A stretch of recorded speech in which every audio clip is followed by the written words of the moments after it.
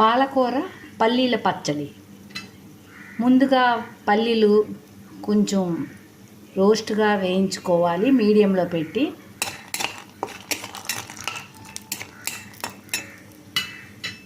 ఇవి వేగింపోయిన తర్వాత ఇప్పుడు పాలకూర వేయించుకుందాం.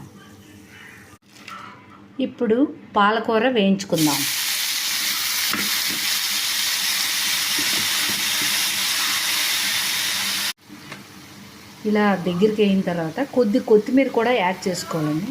కొత్తిమీర ఎక్కువ వేగించే అవసరం లేదు. కాస్త చింతపండు కూడా వేసుకోవాలి దీంట్లోనే.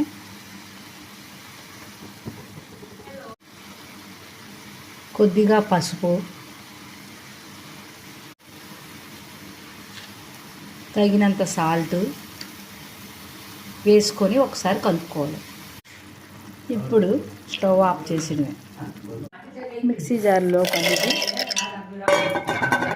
తగినన్ని వేయించుకున్న ఎండుమిర్చి, ఇప్పుడు ఇవన్నీ పేస్ట్ చేసుకోవాలి మెత్తగా. కొద్దిగా వెల్లుల్లి, బెల్లం వేసుకొని ఆవాలు, జీలకర్ర, మినప్పప్పు తాలింపు పెట్టుకోవాలి. కొద్దిగా కరివేపాకు, కాస్త ఇంగువ,